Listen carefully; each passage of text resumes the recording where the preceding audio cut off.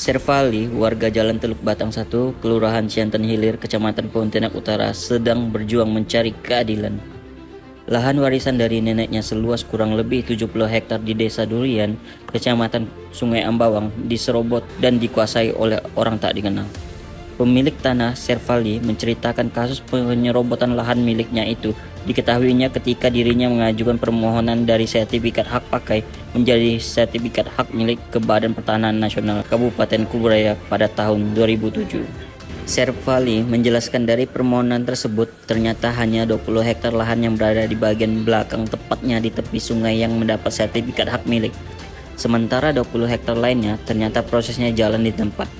Namun setelah dilakukan pengecekan ternyata oleh Ahmadi, Ketua Adjudikasi BPN Kuburaya, tanah tersebut sudah dibuatkan sertifikat atas nama keluarganya. Servali mengaku bingung kenapa bisa lahan miliknya tiba-tiba dikuasai oleh keluarga orang Badan Pertanahan dengan bukti sertifikat.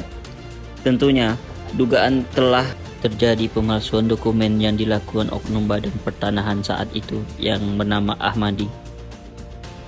Namun setelah dilakukan pemeriksaan, Kepala Desa Durian saat itu yakni Usman Faki pada November 2017 mengeluarkan surat berisikan bahwa pemerintah Desa Durian tidak pernah mengeluarkan surat pernyataan penguasaan tanah untuk keluarga Ahmadi.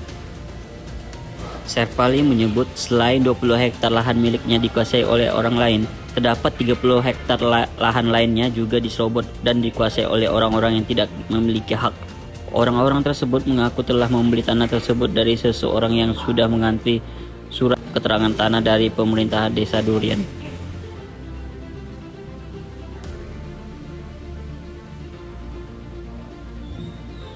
Kami sudah melangkah sekian jauh sampai ke BPN, ke desa, semua. Tapi saya merasa tidak ada hasil. Dan desa menolak memberikan saya SPT. Saya pun bingung kepala desanya. Seolah-olah saya ini meminta sesuatu yang bukan hak saya.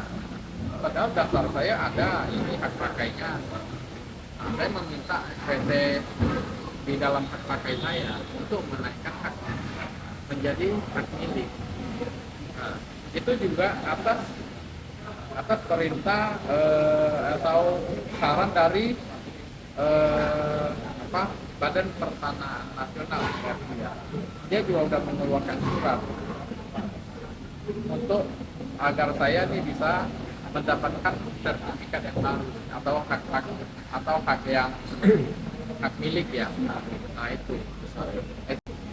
Nah untuk karena permasalahan ini berlalu sampai ke depannya, tanah kita itu banyak digarap orang sekarang, banyak digarap oleh masyarakat yang nggak tahu masyarakat dari mana.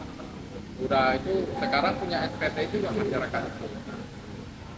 Masyarakat punya SPT, lalu kami menanyakan.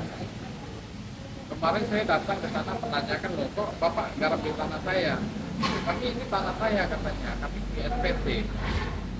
Ini tanah kami Pak, kami lagi bermasalah. Berapa dong? Baru kemarin, baru tahun 2023 sampai 2024 masih. Makin banyak yang bicara. Jadi saya butuh kepastian gitu. Kepastian itu ini seperti apa gitu. Tolonglah, kami tuh jangan dizolimi seperti ini. Tolonglah kepada penegak hukum, kepada segala lembaga yang berkaitan dengan tanah ini, tolonglah dan selain yang kami ini bukanlah orang yang mampu, kami ini bukan orang yang hebat, janganlah mendolimi kami. Kalau memang bukan punya kami kembalikan, tapi ini hak kami, tolonglah kembalikan ke kami. Jangan ada juga di situ sebagai penggarap di situ, mereka itu ada juga yang mengatakan bahwa ada beli dengan nenek saya dengan membawa kwitansi seperti ini, mengaku beli tanah itu dengan nenek saya atau jualan dari saya. Kwitansi ini tidak jelas, hanya tuh kalau memang beli berapa luasnya lebarnya berapa, panjangnya berapa, ini tidak tertulis. Tapi sekian puluh hektar digarap sama orang itu, dijual lagi. Dia. Iya, dijual sama dia, dijual. Jadi ramai di situ. Dari satu orang dia jual ke ramai-ramai. Jadi ramai di tempat itu. Itu saya udah merasa dirampok lah ya. Iya. Saya merasa dirampak. Jadi udah Kita tuh merasa dirampak. proses pengadilan tadi udah sampai di Mahkamah Agung. Keputusan Mahkamah Agung Ya, kalau di Mahkamah Agung kita kan istilahnya kalah. Tapi saya merasa jangan. Karena ini kan mereka minta mahkamah itu kan secara melawan hukum. Dan juga mereka, Wahasana dan kawan-kawan, yaitu keluarga Ahmadi, juga sudah berniat damai dengan kita, proses secara kekeluargaan. Dia mengembalikan hak kita untuk sekarang ini. Ya, itu saya berapa hal yang dikembalikan? sekitar 18 sertifikat. Oh, udah dikembalikan dia. Iya, sesuai dari putusan dari kepala desa ini ada 18 sertifikat. Ya, ada 18. Sampai saat ini berapa sertifikat yang belum dikembalikan? Iya. Baru ini yang 18 ini aja yang baru proses mau kembalikan ke desa. Sementara yang lain belum ya. Sementara yang lain Itu dikuasain sama Ahmadi kalau saya lihat. enggak. Kalau Ahmadi itu mereka itu pada waktu itu hanya Batas. membuat sertifikat ya. Lalu yang memegang sertifikat itu tuh saya nggak tahu. Di tanah kita itu pajak pun kita bayar sampai 2024, bayar terus. Iya.